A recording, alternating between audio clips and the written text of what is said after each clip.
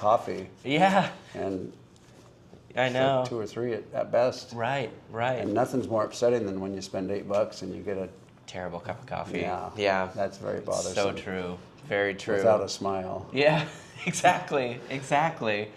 You know, because, and the thing is, too, Smile doesn't cost anything. Yeah. You know? Like, it's not that hard. Right. That's why I try to spread joy. You do a great job. You ready? I'm ready. Welcome to the Downtown Dogs. My name is... Start over. Welcome to the Downtown Dogs. My name is Jimmy Rogers. Today's guest grew up on a ranch in Valentine, Nebraska. That's correct. He herded cattle, roped cattle, took care of the cattle, took care of the land. Mm-hmm. And now he's a world-renowned opera singer and a culinary chef. Welcome to the show, Ethan Hammer. Thank you, Jimmy. Pleasure to be here. What a trip that must have been. It was. You know, growing up on the ranch was truly wonderful, but I always had a passion for food, which I would say is really my focus. I have traveled the world with a choir, traveled Europe rather, but I would say my music career was in high school, and now I'm in my food career. I have a little more creativity with that. And maybe next time you come on the show, you can do your opera. I'll do my best. And are you a tenor? Technically baritone. Baritone. Yeah. Okay. Yeah. Okay. Good to know. Yeah. Good to know. Yeah. Your mother and father, James and Kitty Hammer. Uh-huh. Fantastic names. Thank you. You have a brother, Braden, who's a country singer, doing very well, and 2 half-sisters, Sadie and Micah. Micah. Micah, okay. Yes. And you'll be 32 years old this August. 31. 31, Yep, August 31. 7th. Yep. August 7th. Yep. So, Okay. Well, today you're going to show us your culinary skills. I am. Okay. Yeah. Okay. And if we can back up a little bit, so you Sure. went from Nebraska to culinary school in Yes. Kirkland, Yes. and that's quite a jump. It is. Did you have different options on where you were going to go? Or? I kind of did. I had about 3 different areas that I could potentially go to. Was Minneapolis. There was a really good school there. There was a good school in Denver. And then there was a really good school out here. And so I was kind of faced with this option of, do I go to Minneapolis, Denver, or here? Ultimately, I chose Seattle because I'd visited here before. I'd been to Denver once, and I'd been to Minneapolis maybe once. But I settled for out here. Complicated family history, but my stepmom lives out here. Okay. So I really had family out here, and I had my brother and his wife lived out here as well. So I moved out kind of the end of the summer of 2013 after I graduated. Okay. Because I could live with family, and they actually lived right around the corner from the school that I went to. So I was able to walk to and from school, and then found a job that I could walk to as well. Okay. So, yeah. And that's at Mighty O's? Or is Not that now. Separate? Okay. Not now. That's separate. That was the catering company and personal meals business that I worked for about 3.5 years. Okay. So I started out as just a prep cook with them. I was coming in just a couple days a week. But pretty quickly, within a month or 2, they bumped me up to as full-time as possible. And within a year, I was actually the sous chef there. Okay. So Minneapolis, Denver, Seattle, to me, that's a no-brainer. Yeah. Minneapolis has a terrific music scene, though, or at least Yes. they did. I don't know how it is in the last decade or so. Still but pretty good. Prince had his recording studio, so it used to be considered flyover country. Right. But when he put the studio up, a lot of bands would stop. Right. In Minneapolis, but Right. Okay, so what are you going to do today? What kind of a chef are you? I mean, culinary chef. Educate me. It covers what? So I have a culinary arts degree and a baking arts degree. Okay. So I can kind of do both, but I will say that my strong suit is culinary, mostly because, and you're going to hear it when we start cooking, I don't like measuring things. Okay. Okay. So I can make you a loaf of bread, and I can make a cake and whatnot, and they're all great, but actual cooking, just your standard meal, is kind of my bread and butter. Okay. Outside of cheesecakes, that's the one baking thing that I do really, really well. Cheesecakes. Cheesecakes. Oh, interesting. Yes. Why is that? When I was younger, I went to a small private school, And we would hold an annual bake sale every year. Of course, it was in Valentine, Nebraska, so it was a Valentine's Day bake sale. Okay. And people would put in pre-orders, and then we would make everything, and then we actually would assemble it all on Valentine's Day and deliver it, so you could actually order something and have it delivered to your sweetheart with a little note or whatever. Okay. So it was a really cute thing. It's a lot of work. Okay. But one of the big things that we got known for was our cheesecakes, and I don't even remember where we found this recipe. But it was just kind of a very simple base recipe for strawberry cheesecake. And we took that recipe and took out the strawberries, added a couple other things, came up with 2 flavors. And so by the time I graduated high school, had made oodles, dozens upon dozens upon dozens. So can you give me an example of the 2-flavored cheesecake? What would you call it? Just the 2 flavors, or Yeah, well, so we had like strawberry banana, or? we had strawberry. We had a peppermint cheesecake or a candy cane cheesecake, and then we had a pumpkin cheesecake and a chocolate chip. Okay. So those were kind of what we worked with back when I was in high school. Since moving out here, I've expanded that to about 17 different flavors that I can work with. Okay. So cheesecake is also one of my bread and butters when it comes to the baking world. So bigger picture, at 31 years old, or you said you're going to be 31. Yeah, You're going to be 31. Mm-hmm. So do you want to have your own restaurant? Do you want to have your own? I do. Eventually, it's one of those things that I'm kind of still learning a lot. Okay. In the different fields that I'm in. But I do want to eventually have my own cheesecake shop. Okay. And then I'd love to have my own restaurant. I want to come up with a little more of a concept before I actually take that jump. But it is definitely kind of in the long-term goals. Okay, so, fantastic. Yeah. Ethan Hammer, what Yes. a great name, too. Yes, thank My you. gosh. Thank you. I had no Thank idea. you. What are you going to do today for us? So today I figured, the weather's getting nice. Okay. So we're starting to get more sunshine. I thought, viewers are going to want something fresh, something light and wonderful. So we're going to do a chicken and nectarine spinach salad today. Okay. So I thought that'd be... Wow. Yeah. Fantastic. And I've never done this before on the show. Okay, So perfect. hang with us. We're going to do our best. Yeah, no worries. Okay, let's do it, Ethan. All right. Let me know what you need me to do. Totally. Okay. I'll Well, get first, the chairs out of the way. I was going to say, let's move these chairs real quick. Okay. And I'm just going to be proactive here. I'm going to set our oven to 375. Okay, let me take the degrees. storage out. Oh, yep, no worries. My bad. Don't worry, I do that with my oven at home as well. Okay. Or at least I used to. I just moved to a new apartment. Okay. I have a lot more storage there. Yeah. Where are you living? I live on Capitol Hill, right on Cal Anderson Park. Okay. You've had a little bit of excitement the last couple days. Yes. Can you see the park from your place? Or? I can actually. My living room looks right out onto the fountain. So you had a view. Yes, very much. Well, we'll talk. I'd love to hear your view or your opinion of that, but we can do that at a later time. That's boring stuff. Oh yeah, for sure. No worries. Oh, I left. This doesn't even go in little half ones. It goes. No, single. it's full. I love that. This is the real deal here. All right. Let's see. Do I just leave it and it goes? I think you got to do. Are you on bake or start? There we go. Yeah.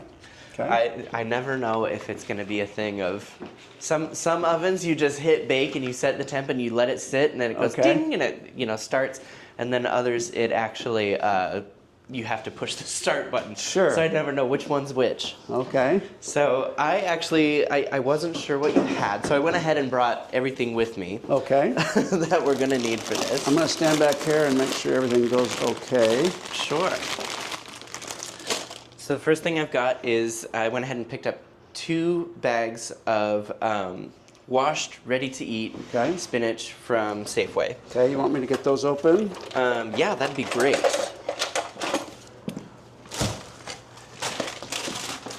I also picked up a small package of chopped hazelnuts. Okay. And, that's salt. That's for a little later. A package of honey goat cheese. Okay. In the culinary world, goat cheese is referred to as chèvre. Chev, okay. Yes, it's a French term. Would you like me to put these into a large bowl, or do you have one? Or Actually, if you just want to leave them right just there. Get out of the way. Because I have see, look at this. I brought an apron, which I actually am going to put on because I'm wearing white, and we may actually want to refit the mic here in just a second. Okay, I'm ready when you are. Let's go ahead and do that now, real quick. Just that way. Where do you want it refit to? Well, probably Up here? just onto my shirt. Yeah. Okay. Because then I'm going to throw on the apron real quick. Okay, now it's really Perfect. close to the. All right, so we're gonna take this loose, flowy thing. One thing you learn in working with in kitchens is you don't want to have garments of your clothing just flowing everywhere because it's very easy to, when you're working with open flames, catch things on fire, among other things. So I'm just gonna go ahead and put on the apron here. Oh, well, that's something I didn't notice about this last night. What's that? This cord runs all the way through the neck, so you can actually pull and adjust it in different spots, which I love. Okay. And I've got my handy dandy little side towel here. Okay. Side towels are something else that I love having in the kitchen. So I've got some fresh parsley. Got a couple extra bags for later. I've got a homemade raspberry balsamic vinaigrette. I whipped that up last night. A sweet onion. And I have our chicken, which I started marinating last night, so it's good to go. And I'll walk through all of this and kind of what I did to make these different things as we get going here. Because I know this seems like a lot, but trust me, it comes together super quick, super easy, and super simple, which is what we love for a summer dish. It's nothing better than being able to entertain at a moment's notice.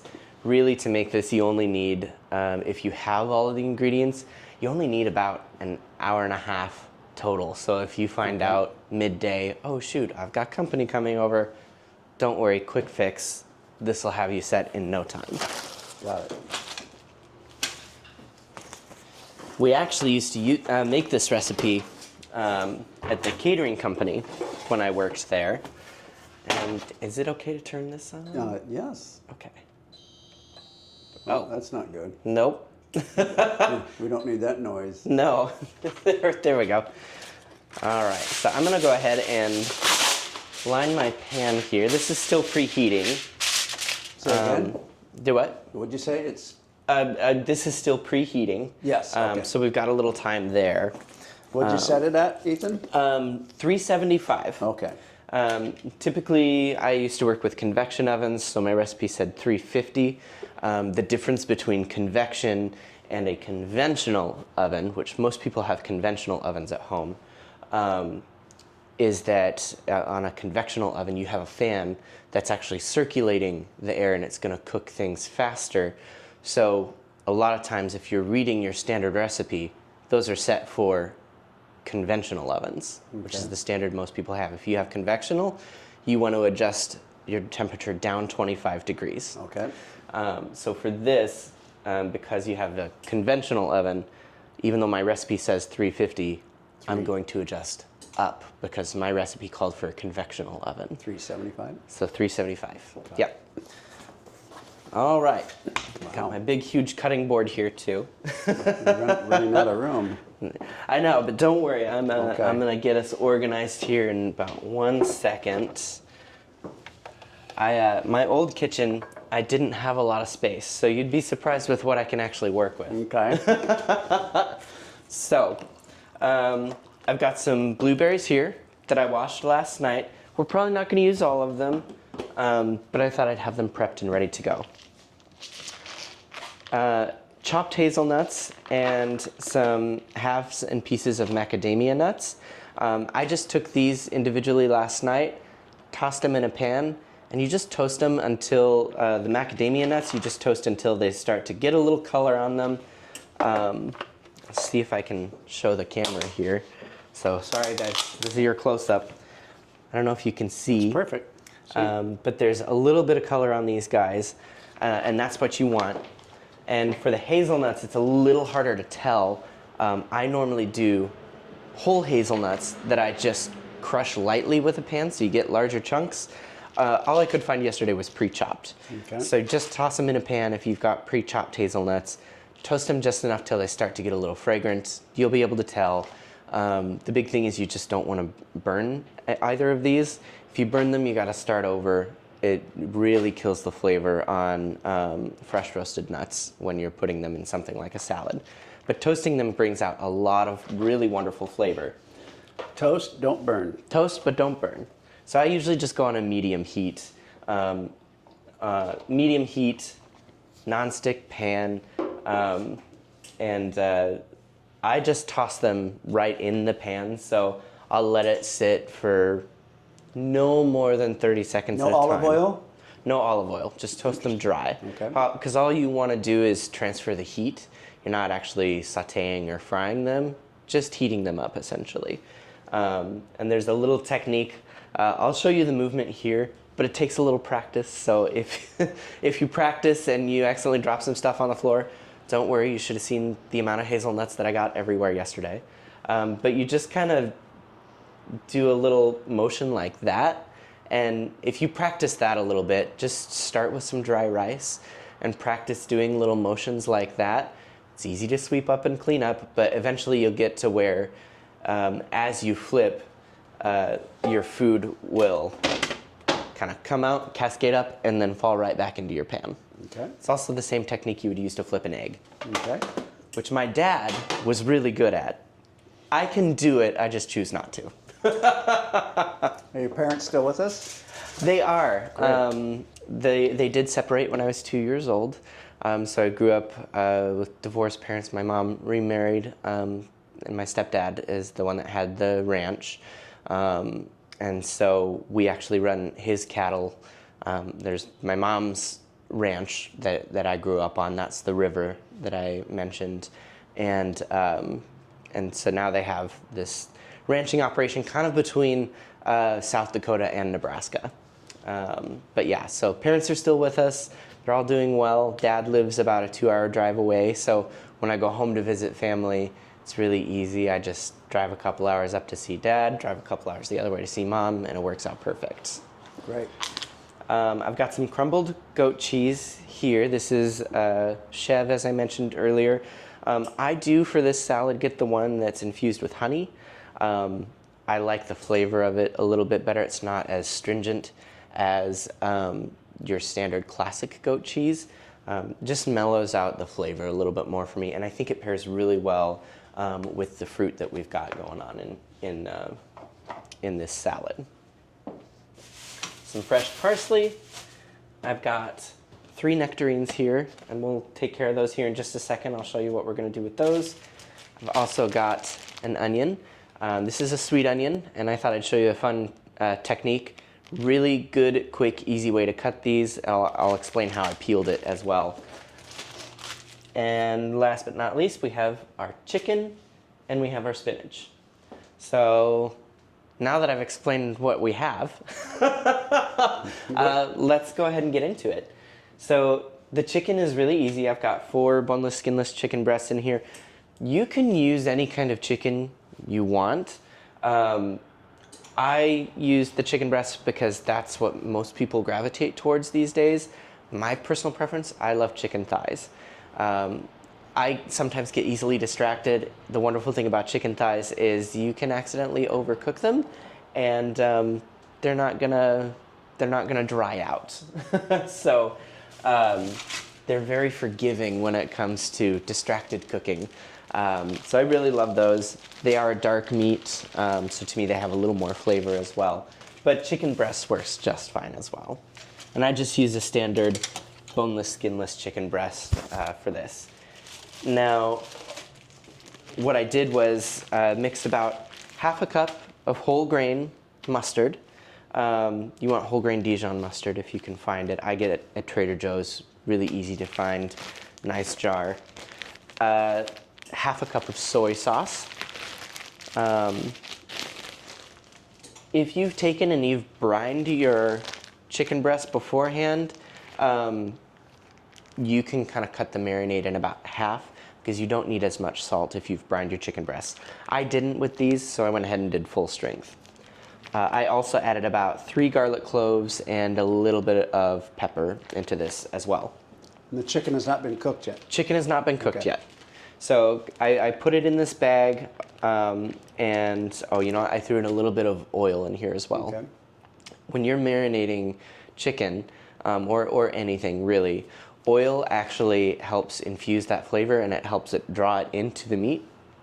So it's really important to always add just a couple tablespoons of oil. You don't need a lot, but you want to help that marinade and the chicken become friends. So that's what the oil actually does for us in this case. So I'm gonna go ahead and just move this over here onto the sink area. Look at that. It's like there's a spot there just for that. And I've lined this pan with foil. Nothing crazy. And you know what? Actually, before I get too far, let me wash my hands here real quick. We kind of got into this, and I got ahead of myself. But we're gonna go ahead and we're gonna put the chicken on the pans and get that in the oven. The chicken only needs to go for about 20 to 25 minutes. And then it is like good to go. So really does not take long, especially when it's already marinated and everything. So the fact that it's marinated, you cook it less? No, you would actually, that's a pretty standard cooking time. But the marinade... What was the cooking time again? 20 to 25 minutes. So it really does not take super long. I oftentimes, if you have smaller chicken breasts, you're probably looking at more like 20 minutes.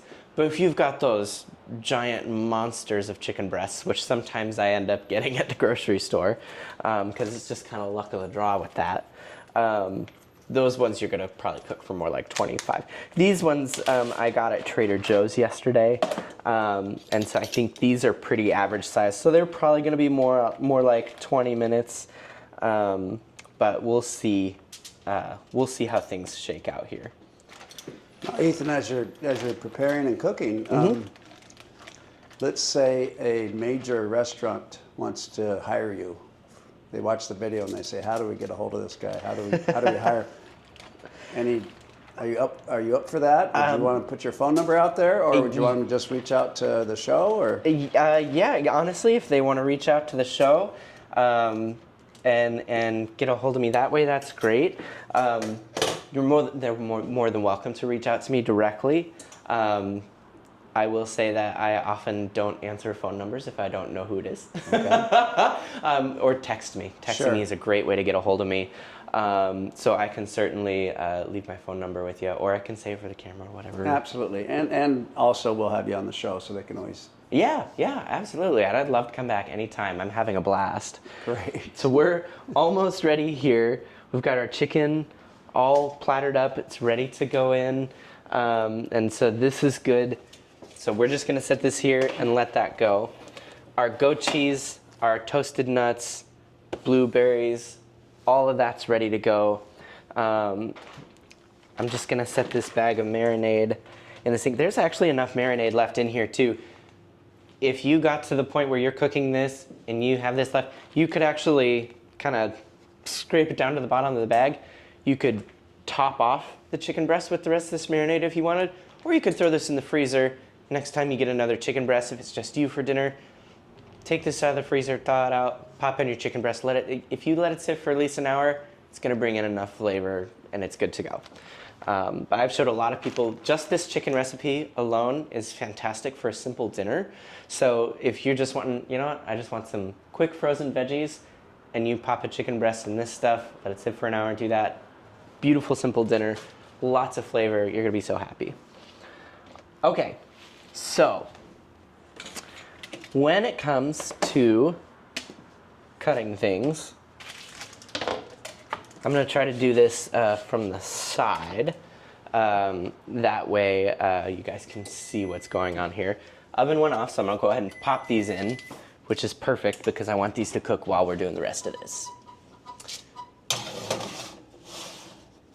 All right, and I'm just gonna go ahead and set this timer. We're gonna start with 20 minutes, and we'll check it. If it needs more time, then we'll keep going. I did bring a thermometer so we can properly check for doneness in the chicken, as we like to say. So the next thing that we're gonna do is these sweet onions. Now, to clean an onion, super easy, really quick and simple. You've got your onion, imagine that it's whole and the peel is on it. Cut off just a little bit of the top, cut off a little bit of the bottom, but try to leave your root intact, right? Leaving the root intact holds it all together. So think of, I mean, that's essentially it. It just holds everything together so your onion doesn't fall apart, because otherwise this is just a layered vegetable that without that holding it together, it will just go everywhere. Cut it in half through the root to the other end, and then what you're left with is you still have peel and whatnot on here, but you'll find that you can actually easily take and just peel off that first layer, and then you're left with a nice clean onion. I went ahead and brought along my own knife. We're gonna do these in slices. Now there's a couple ways you can do slices. You could slice it just across the grain like that. And there's really nothing wrong with this. It works perfectly well. Creates little half moons. This is pretty standard. You see a lot of this kind of cut in a lot of different places. One of the other ways, this is very different actually from how I learned to do it in culinary school. But I was thinking about it and I was like, you know, culinary school is great and they taught me a lot, but the way that you do a julienne onion is kind of ridiculous. Why are we making this harder than it needs to be? So start on the side and you're gonna go ahead and slice, but leave that root intact. So just slice, so you've got a bunch of slices that way now. And then all I'm gonna do is go on this back end here, slice off that root, and then guess what? We've got all these slices here that if you need to, you can go back in and cut again. But quick, easy julienne onions that are ready to go. Sometimes if you get little fat pieces like this on the end, I actually go in and just give those one more slice the other way. But onions are already in layers. So the beautiful thing too is when you're chopping them, in culinary school they would say you gotta set that half down and you gotta slice into it this way, then do what I just did and then slice across. You don't need to go that way. There's already layers in there. You're making more work for yourself. So I'm just gonna put these down here for now. And we'll get this pan going. I realized I forgot to bring some oil along, but that's okay unless you have some. Do you have some? Yeah. That'd be great. Thank you.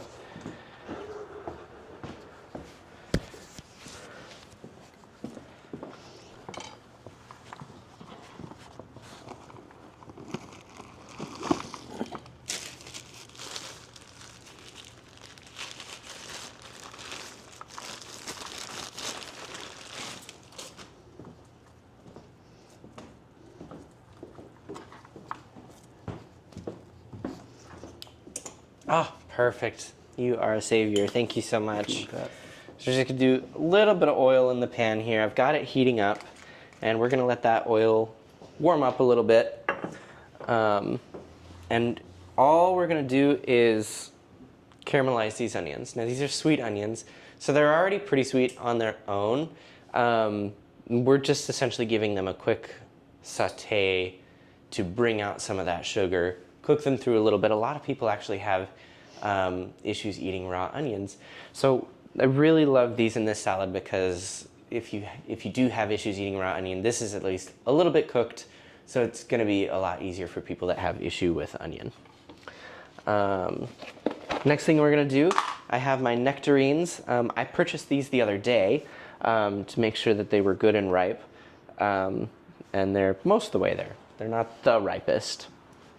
But They're as ripe as we're gonna get for this time of year. I will say the best time for this salad is gonna be early to mid-August, because you can do this with nectarines, you can do this salad with peaches, but of course that's peak peach season and nectarine season, right? So it is the absolute best time to make this salad is then. That's why I wanted to get it out there now. So if you're watching, listening, you want this recipe, go ahead and write it down. Save it for whenever, but it's truly, truly wonderful. So for peaches and nectarines, I'm gonna actually come a little closer so you guys can see this. Okay. So you've got kind of this butt of the fruit. You got your top is right there. I'm actually gonna take out this little bit of a stem right here. Throw that over here. I'm gonna show you how to do this. So line up your knife with the butt, the bottom of the peach, and just follow it around. Let the peach roll itself, and it will actually create a perfect cut. And then all you do to open it up is just give it a little twist, give it a little pull, and it opens up right like that. And then you can use a knife, you can use your fingers, whatever works to just pull that pit right out. And it's as easy as that. So it's nothing crazy, it's nothing complicated, super easy to do. Sometimes peaches and nectarines are a little stubborn. Ooh, I'm glad we got one like this so I can show you what to do when this happens. So I just split this one open, and if you can see, you got a really funky pit in there and you've got a really funky middle. That does not mean that it's bad. This is a perfectly good peach still. He was just a little shy when he was growing up, didn't want to go to school, and you know, this is the result. So what we're gonna do when you have something like that is I'm gonna go ahead and just quarter this. If I can get into it. Oh, actually, you know what? This is hard. So what happened, because this is different from ones that have happened in the past, is the pit split. So what you just saw me pull out there was actually the inside of the seed, or of the pit. So I just pulled that out of there. That's not happened to me before, so congratulations, that's a first. I guess you learn something new every day, right? Okay, let's see if I can get this out of here real quick. It's gonna be stubborn on me. If you are having a pit that's being stubborn, you can go ahead and just kind of follow that same motion that you did with the whole peach to quarter it, and then just twist in opposite directions. One of those halves will come right out for you. And then it makes it so much easier to just pull on that other half, and there we go. Okay, last one, and then I promise I'll keep talking, but we won't be talking about peaches anymore. All right, one more time, here we go.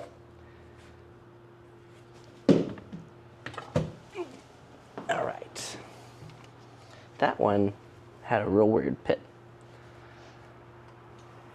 Okay. And then, do you have a Band-Aid? Did you cut yourself? I did. That does not happen often, my friends. Not a bad cut. But we'll work with one less nectarine here.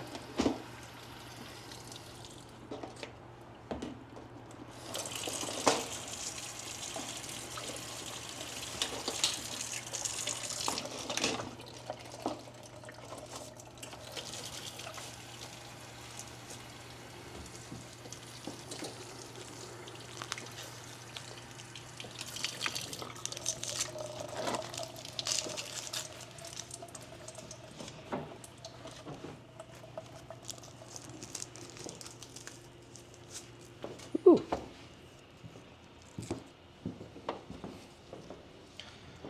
Perfect, thank you.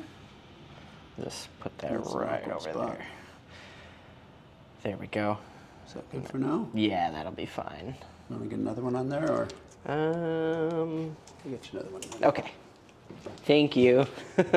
Of course I would do this my first time on camera. Haven't cut myself in years.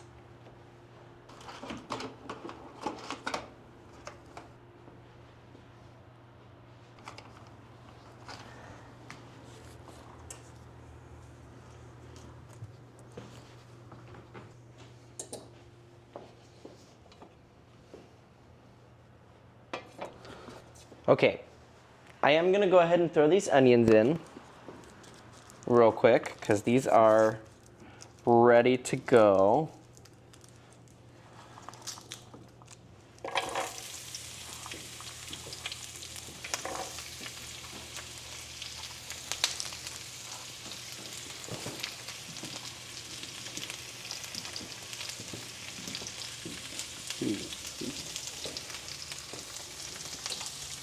Thank you so much. Probably I'll just try to wrap it around this way and hold it in place. There we go. It smells good. That'll work. Thank you. You know, it's funny, I haven't actually cut myself in years in the kitchen, so I was overdue. So I've got our onions in. I'm just gonna go ahead and add a nice, healthy pinch of salt. I always use kosher salt. Yeah, maybe 2 pinches. Kosher salt is nice because it does not have iodine added to it. So iodine adds a real crazy flavor to salt. Kosher salt doesn't have it, so you get a little more of an even taste, a more clean, it brings out that flavor more. Oh, see, look at that. Yep. I'm already dropping food. Let me give that a shot. Yeah, there you go. Perfect. I love it. If you can do it, Jimmy, anybody can. Well, I'm not sure how to take that, but thank you.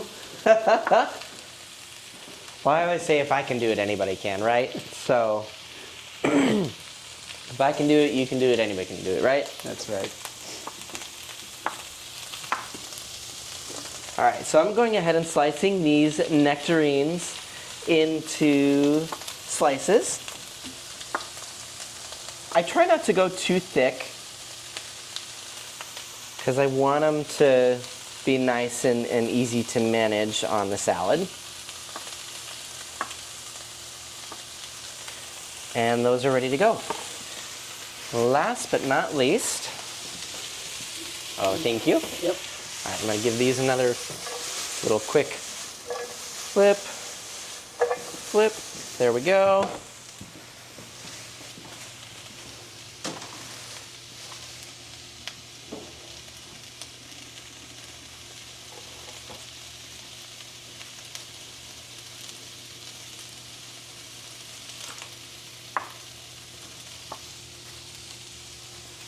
All right, so I got a little bit of parsley here. And the parsley I already washed. And the big thing with parsley is you don't want, especially in like a fresh salad, you don't want a ton of the big stems at the bottom. So I just went to the top of it and I just used the edge of my knife to just kind of almost use a brushing motion. And you're gonna cut off a lot of those tender top leaves. You're gonna get some of the tender part of the stem. Tender part of the stem is fine. So I've just got a little bunch here, and I'm just gonna give this a real quick chop. Now if you'll notice, as far as my cutting, I went with first the thing that needed to cook and be out the longest. Then I went with my next thing that was the least messy. And then the messiest thing last. And this also was a way to do it so that I didn't have to clean my cutting board after each ingredient. Now, of course, if we had put chicken on here, you'd want to wash it, start over. I try to structure my cooking in a way that I don't have to do that, so that hopefully it takes me a little less time. All right, these are getting real beautiful here. I want a little more color on them, but these are doing great. And our chicken has probably about 5, maybe 10 minutes left on it. So we've got our nectarines, we've got our spinach. Let's talk about the dressing for just a second. So this is a raspberry balsamic vinaigrette. Really, really easy. All I did was took a little 6-ounce package of fresh raspberries last night, threw it in a blender, pureed it up till it was all just liquid, even the seeds, because you really don't even need to strain it. And the wonderful thing about it is that the raspberries have natural pectin in them, so it's going to be a natural thickening agent. So throw those in a blender. I added some honey. I added balsamic vinegar. What else did I add in there? Dijon mustard, salt and pepper, and then olive oil. I add everything else before the olive oil, get that all blended up really, really well, and I do that to taste. Then slowly drizzle in about half a cup of olive oil while you're blending it, and it's gonna emulsify it. The mustard and the raspberry helps keep it emulsified. That's why you'll see in here, to show you guys, there's no separation in there. And I just threw it in this squeeze bottle for simplicity, for dressing this a little later. All right, these onions are looking really good. I'm gonna go ahead and take these off the heat because they are pretty much ready to go. And at this point, we're really just kind of waiting on the chicken to be done. So what are we thinking so far? It looks very simple. You've done a great job explaining it. Thank you, thank you. I think I might be able to take a run at it. Yeah, absolutely. That is the one thing I love about this recipe, is that it is so easy to do. You know, it doesn't take a lot of cooking knowledge. Mm-hmm. You know, your onion, you can slice it across like that if you don't want to try the long way, because your cuts are going to come out very, very similar, slightly different shape. But it's a salad. Doesn't really matter. In fact, the variety of shapes makes it more fun. So I love this salad. It's been one of my favorites for a lot of years. So Ethan, the ingredients from the spinach to the 3, if you could read. Oh yeah, so we've got the goat cheese, hazelnuts, macadamia nuts, blueberries, mm-hmm. onions, nectarines, and some fresh parsley to So you're garnish talking it. about a gourmet meal that, if you buy it correctly, as high as prices are, right, under 30? Roughly, yeah. But a lot of it you're going to be able to use again. Right, a lot of it you'll be able to use again. Like, we may not actually use all 4 of these chicken breasts, and you can easily get a package of those at Safeway for, well, maybe not Safeway. Safeway might be, you're looking at more like 12 to 15. Grocery outlet, maybe about $10 for the pack of chicken, $2 to $3 for the parsley. Yeah, I'd say probably 30 to 40. 30 to 40, but you have 3 chicken breasts. That's 3 gourmet meals. Exactly. Right there. At least. And if you're cooking, you know, if you're entertaining, you know, you're probably going to have leftovers as well. So you've got a meal for you and your guests, and then probably lunch the next day, maybe even 2, depending on how you want to do it. Over $200, I would imagine. Right, easily. exactly. Because, I mean, imagine going out with your guests and you go out to eat. Say you're buying, and each person, you know, if 4 people, you have one meal, $20 maybe per person, and then maybe everybody gets a drink. That's another anywhere between 3 and 5. Yeah. You know, and that's if it's not alcoholic. So, you know, so this really is a wonderful, entertaining recipe that you can do for a lot less when you compare it to going out to eat. You've done a great job explaining it and walking everybody through it. Thank you. So again, if you would like to get in touch with Ethan, you can just text the show on the Facebook page. Yeah. Or Ethan might give out his number. Yeah, we'll see. Sure, I will. I'll leave it with you. Okay. And then you can attach it to the notes on the video. Okay. So that's gonna go off here in a second, but I figured I would go ahead and plate this up. I actually just got this serving platter. I'm super excited. There was a restaurant that closed and they were getting rid of a lot of the old stuff. So I swooped in and snagged some serving platters and some plates. So I'm very excited for this one because it's really fun. This is my first time getting to use it. So I'm just gonna come in here with my spinach. Now this is already washed, ready to go from Safeway. And I'm just gonna create a little bed of spinach. Oh, there we go, that's our oven. This is where your kitchen towel comes in super handy. There we go, timer off. Maybe it's already off. I don't know. It says end, but. Show this. There we go. Okay.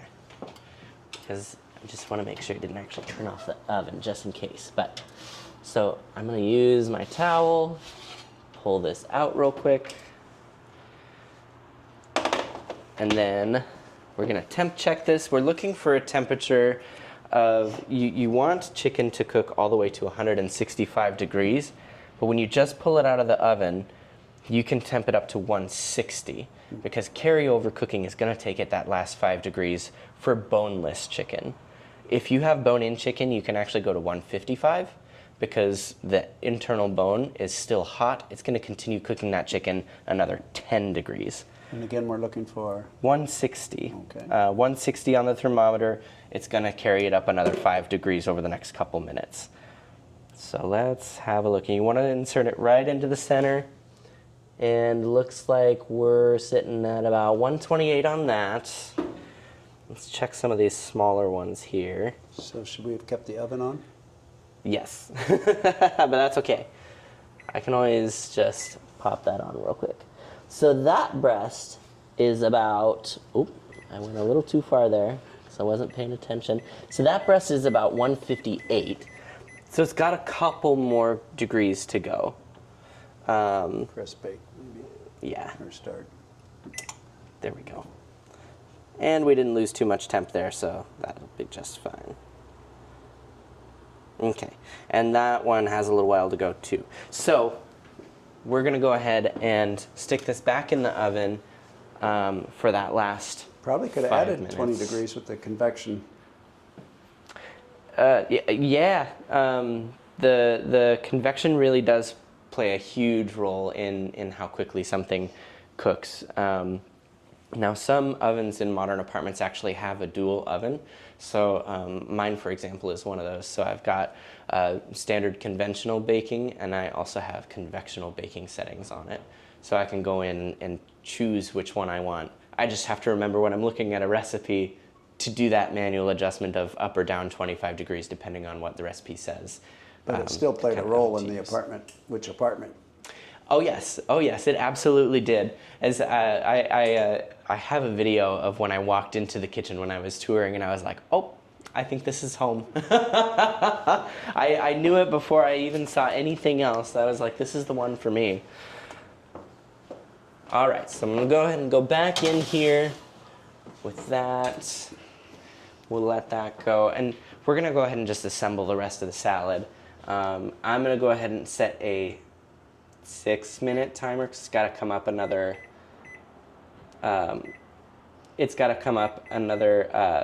About 5 degrees or so for most of the chicken. Not all of it, but this also has to keep coming up in temp. So Start maybe, or? I thought. Oh, I know what I did. 6 minutes. There you go. Start or maybe put bake. Well, bake would be. All right, hang on. I got you. We're at 18 Oh yeah, minutes that after. works. I went to grab my phone because that's I always gotcha. my backup when my timer doesn't work. It's, How many all right, minutes? Time to do a phone timer. Just 6 minutes, I 6 think, should be minutes, okay. fine. And that'll give us plenty of time to get the rest of this assembled here. Now, the other beautiful thing about this salad is when you have it all put together, and it looks like maybe I only actually needed 1 bag of spinach, but when you get this all put together, you can really have quite the showstopper of a salad. So if I were to go put this on a table of my guests, they're gonna look at this and be like, oh my gosh, that's beautiful, right? So it's a really easy, simple way to impress your guests. And, you know, I mean, Jimmy, you make this salad, they're gonna think you went to culinary school. Like, it's just that pretty and that good. And the funny part about it is, and this can be your secret, is that nobody needs to know how simple this is. Nobody needs to know what happens in your kitchen except for you. And those are the words of Rachel Ray. That's not me talking. That's Rachel Ray. Rachel Ray. And she's made quite the career out of her culinary skills. So do you have an idol as a chef? Rachel? Rachel is definitely one of them. I think she's got a lot of really great knowledge. She loves cooking Italian food, and so do I. What do you think of Martha Stewart? I love her stuff. She's got some really great recipes out there. I've also really been catching up a lot with Ina Garten lately as well. And the beautiful thing about, you know, they're all three wonderful, wonderful chefs. They're all three entirely unique in the kind of food that they do. You know, so I know Rachel Ray's gonna look at a chicken and be like, I know exactly what I'm gonna make with that. And it's gonna be some sort of Italian, some sort of chicken cutlet, and it's gonna be wonderful. And then you've got Ina, and she's probably gonna do a roasted chicken with lots of fresh herbs from the garden, really fresh and wonderful. And then you've got Martha Stewart, and Martha Stewart might make a stew. She might, you know, who knows what she's gonna make with it. But it's always fascinating to watch, and I just love it. So I always pay lots of attention to them and see where they're gonna go with things. But as far as an idol, somebody that I truly revere in the cooking world, of course everybody loves Julia Child, and I do too.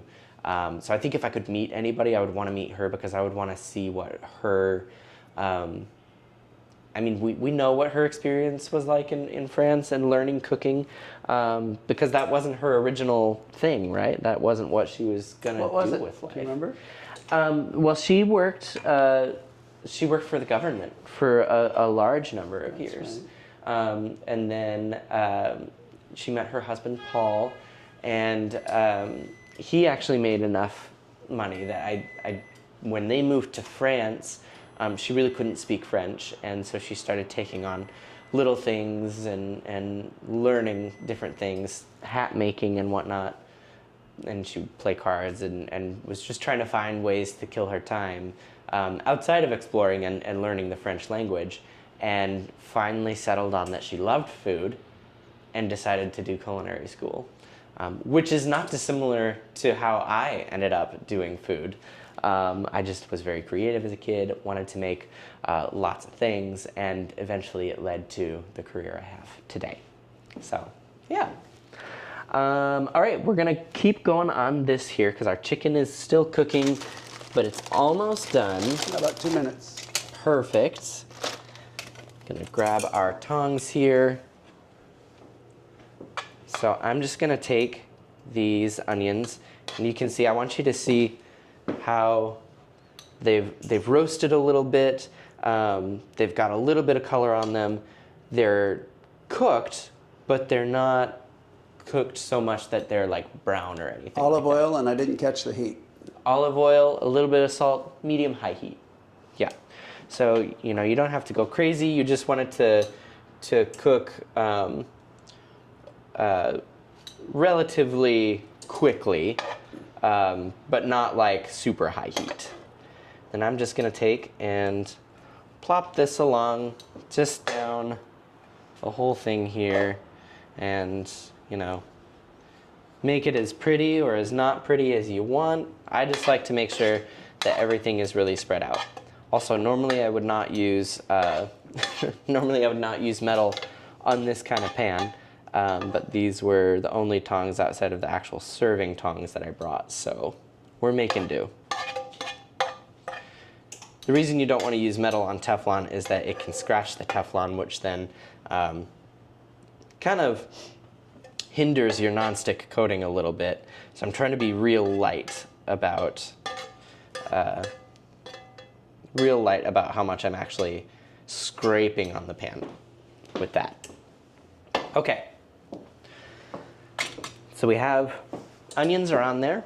I'm gonna go ahead and go in here real quick with my blueberries.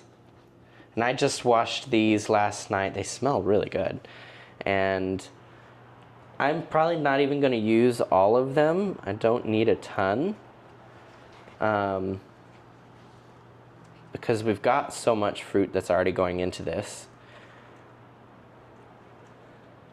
Now, if you were doing this in a big bowl, too, I'll just note, because I'm doing this on a platter, so I'm not as concerned about doing it a specific way. If you're doing this in a big bowl, you actually want to build this in layers. So you do some spinach, do some onion, do some blueberry and your nuts, chev, and all that. And then do another layer on top of that and keep layering it. That's how you get all of your stuff throughout all of it. Otherwise, what you have is a big pile of greens with a bunch of stuff thrown on top, and no berries at the bottom. But no berries at the bottom, and then you'd hate to be that last person grabbing on the salad, and it's just greens because everybody else got all the toppings, right? So it's a good way to make sure it's fair for everybody if you're building in a bowl to go ahead and layer it, and that way everybody gets a little bit of the special sauce. Everybody gets berries. Everybody gets onions. Because really, all of this combined is what makes this so incredibly wonderful. Now I'm going to leave the goat cheese for the very end. I think the chicken might be done. It's getting pretty good. Did Okay, it go you've off? got it. Okay. Where did I put my towel? Here we are. So one thing with having a hand towel, if you don't remember to put it back on your side, then you'll get to where you need it again. Where did I put it? All right. So let's give this a look here. Smells really good. Looks really good. Let's go ahead and just temp check this one more time. So I bet you these ones are probably going to be all about ready. So we're sitting at about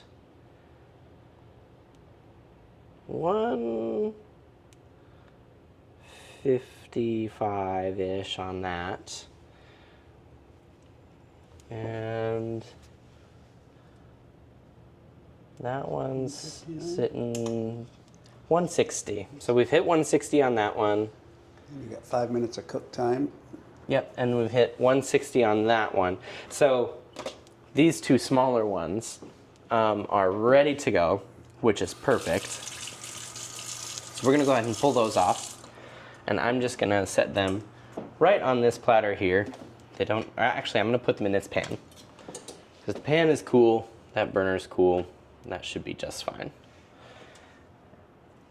And chicken, just like steak, when you pull it off, you wanna let it rest if you can. You don't wanna slice into it right away. What happens is those proteins just finished cooking. They're all coiled up and they're gonna be tight, and what happens if you cut into it is those juices drain out and it can't actually absorb back in. Letting it rest allows those proteins to relax a little bit, makes your meat more tender, keeps it a little more juicy. So just a quick note there. Okay, so we're gonna throw these other two, because they're being stubborn on us, back in. And this is the beauty of cooking, right? Sometimes you gotta take some parts out and other parts gotta go back in. Just like life, sometimes some things take a little longer, and that's okay. I'm gonna go ahead and take our nectarines and just start kind of tucking them into this salad in different spots.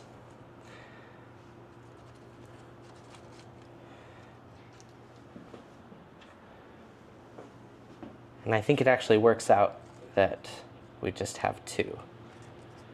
Because I dropped one in the sink and one went on the floor earlier, so. All right. The beautiful part about working with something like nectarines in the kitchen is when you're assembling something like a salad, sometimes pieces just disappear into nowhere and nobody knows what happened to them and they're never seen again.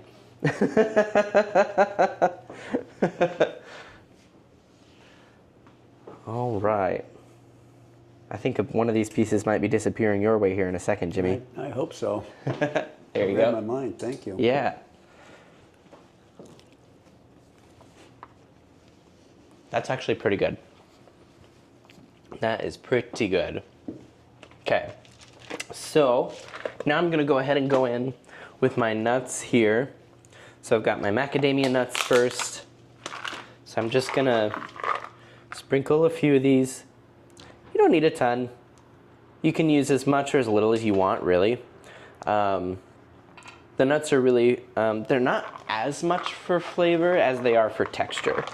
But the reason I toast them is to help bring out the flavor that they do have, because it does add a little something. It adds a little toastiness to it. It adds a warmth to it that you're just not gonna get in the rest of it, which is why I love adding them to salads. I prefer to do nuts over croutons where I can. They're healthier for you, and just a truly wonderful addition. And they actually have, a specific toasty flavor. That's something you're just not gonna get in a crouton. Of course, you can flavor a crouton, and there's nothing against croutons. I do love a crouton, but I'm very guilty of, if I get a bag of croutons or I make croutons, I'll just sit there and eat croutons. So I like doing this because it's a little more balanced and get a little bit more of that texture. So, and I'm just gonna sprinkle, these are chopped hazelnuts, so I'm just going in with a really light sprinkle now. We may sprinkle on a little more later, but we've got that there. Okay. And we're gonna see, so our chicken's been resting. It's probably been a few minutes at least. And I'm gonna go ahead. One thing with when you are gonna slice chicken and steak, really any meat, is you've got the way that your grain of the meat runs. You wanna slice across that. That's how you have those really beautiful presentations of chicken and steak when you see them in cookbooks and it's sliced. You get that beautiful slice because you've sliced across the grain. So the grain on this chicken, It's always gonna run lengthwise, usually. What am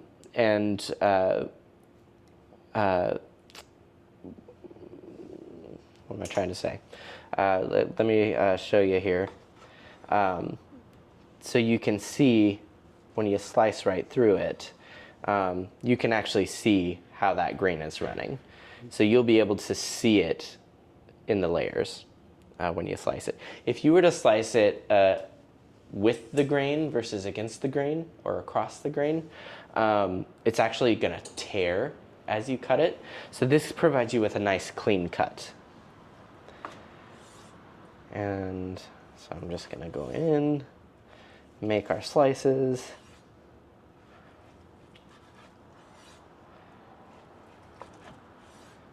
Boom, just like that. And I usually slice these about 1/4 of an inch thick. You can serve the chicken on the salad warm. You can cool the chicken. If you're gonna cool it, I would slice it before you cool it too much, because once it's cooled, you're gonna kind of run into the same issue of it may wanna try to tear a little bit as you cut it. The other thing is you wanna make sure you have a good sharp knife. Evidence of earlier when I cut myself. You're always better off to work with a sharp knife over a dull knife. A dull knife, you actually have a lot more risk of cutting yourself. A sharp knife, it's easier to cut yourself when you do, but it's at least a clean cut. Like, I barely nicked myself and got myself this because I just sharpened this last night. So, good point. Yeah. And any professional chef is going to tell you that, is that you have a lot more risk of cutting yourself with dull knives versus a sharp knife. So I'm going to try to fan this out just a tiny bit, give us some good looks here. I like to spread chicken right across the top when I'm serving it on a salad.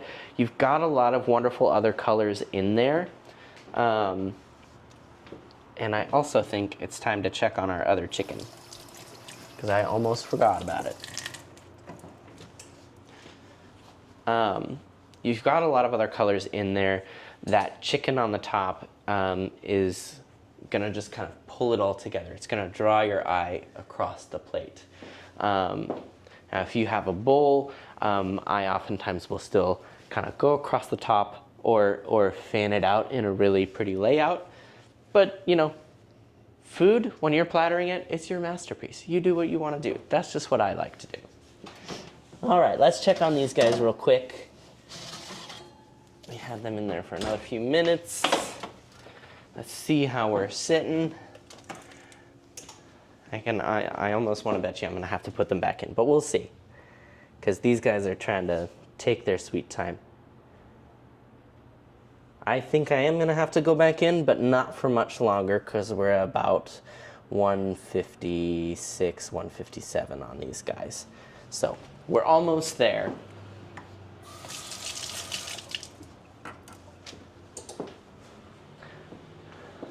I almost broke into song there for a second. What song? It's this wonderful song from Disney's Princess and the Frog. Go for it. Tiana sings a song called Almost There. And so it's funny because that's how my brain works. Sometimes I'll say something like, we're almost there, but I don't break into the full song. I usually just break into a line of the song, and that's all you get. Today. Today. Most times that's what most people get. But yes, for today, that's all we're doing because I did not do any vocal warm-ups this morning. But all right, so we're gonna go ahead and slice this guy up as well. And I think we may actually be able to get away with this salad with about 3 of those chicken breasts. Okay. Which is great, because that means there's one left for you to have for lunch tomorrow. Oh, thank you. So we'll do this here. Just quick slice, slice, slice. And then I'm actually gonna just come right here and slice off that weird little part right there. You can trim that off. That's actually, that part right there is just the tender. So it is, the chicken tenders are a part of the breast. And you can get chicken that has it still or chicken that has the tenders removed. I oftentimes just get chicken with the tender still. Doesn't hurt anything. It cooks just fine with the rest of it. And then you can actually use bits of the tender. Sometimes I'll throw little surprise chicken nuggets into the edges. Just creates a fun little, ooh, looky here for your guests. So fun, quick, easy, simple. I need to do a quick little rinse again here. And so we're mostly done plattering, but you can see it's already looking really spectacular. It's truly very fun to have for your guests. Do you want to bring it over to the yeah, sure. I think we got room enough for another partial breast here, but we're not quite done. We still have to throw the goat cheese on there and some of that dressing, and it's really going to come together, but it's already looking super, super beautiful. And the best part about this is that once you've got all your stuff prepped, this is really all the more space you need. You don't need a ton of space to do this, and that's one of the reasons that I love it. The last apartment that I lived in, I had a super small kitchen, so it was difficult. I actually struggled making a lot of different things because I just didn't have space. I had probably about this much space, actually, but this was one I could always make because I knew how to do it in such a way that I had that, and it was like, okay, I can work with this. I can work with this. So. That's the most action this kitchen's seen in 5-6 years. Well, hey, if you have me on pretty often, we'll get some good food running through here. You got it. So, all right. Can't say no to that. Well, I won't say no either, so anytime, really. Okay. So let's see here how we're doing, because really only needed to come up a couple degrees. There we go. We are there. If you hit anything over 160, you are in the ballpark. You're good to go with these guys. And it's because again, that carryover cooking, thank you. That carryover cooking is going to take it that last 5 degrees. Jimmy, do you have any favorite meals that you like? My meals consist of a can of tuna fish, Okay. olive oil, All right. crushed pepper, salt, and if I want to get a little crazy, I'll throw some sweet pickles in. Okay. That's it. Lovely. So like a nice little tuna salad. Coffee, not even a, that's it. That's it. Just- That's it. Well, I mean, hey, you can do tuna salad without mayonnaise. A lot of people don't realize that. So you've I created. eliminated the mayonnaise. Yeah. So essentially, you've got a more Mediterranean style tuna salad, which really sounds wonderful. Honestly, maybe one of these times you'll have to make that when I come over, Okay. and we'll figure that out. That sounds delicious. That sounds great. That sounds great. I love trying what other people's go-to little snacks are, because sometimes it's like the craziest thing, but it's also so good. And I've discovered just some of the best things I've ever had in my life that way.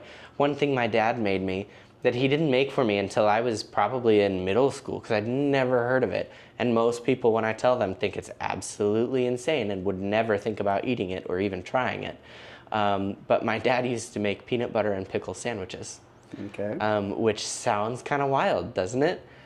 But what happens is when you combine that dill pickle slice with the peanut butter, the pickle actually makes the peanut butter taste kind of sweet, because the pickle is so sour, but you've also got the nuttiness and the richness from the peanut butter.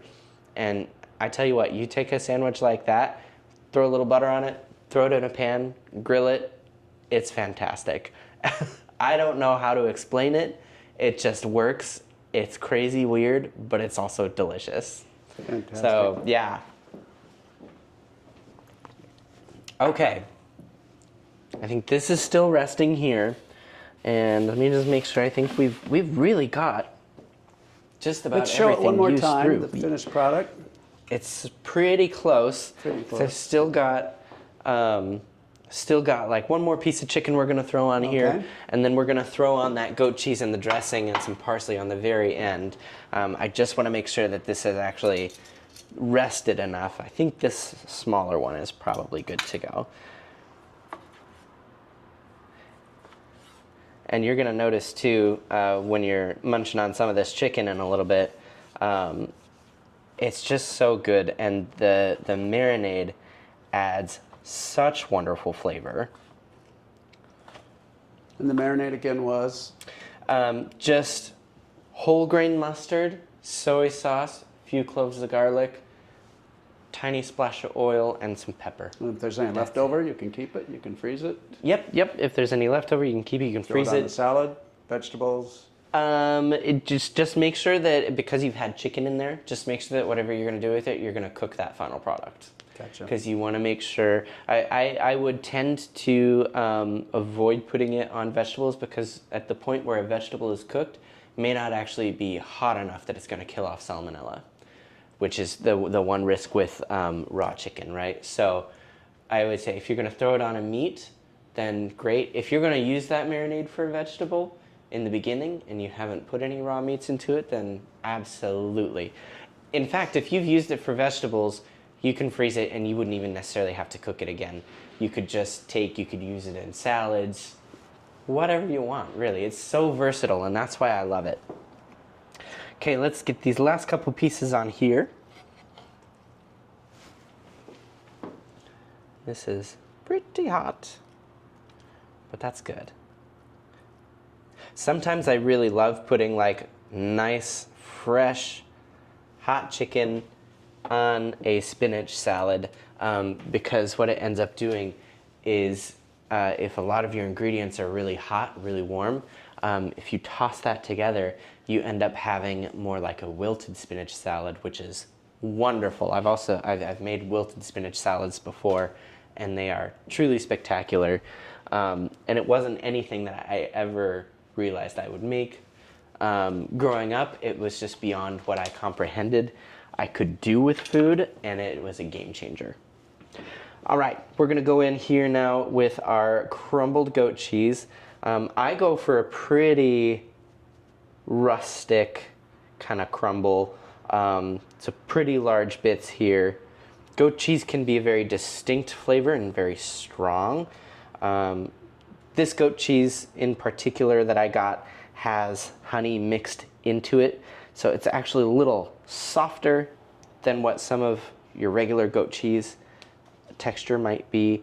But I also think that that really helps mellow out some of the pungent goat cheese flavor. That's why I really love the ones with honey.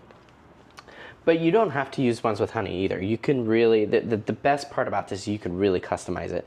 So, you know, you can use a goat cheese that has a lot of fresh herbs. Really just whatever is to your liking, or you can just use plain regular old goat cheese. Nothing wrong with that. It's a classic, it's beautiful, and it's really, really super tasty. All right, goat cheese is on.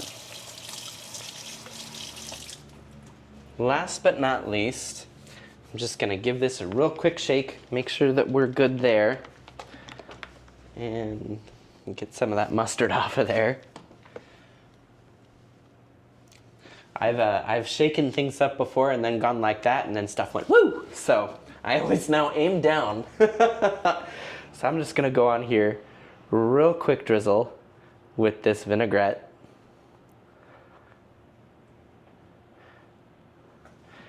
I like to just do a nice little drizzle on top, and then when serving up, guests can always add a little more on their own.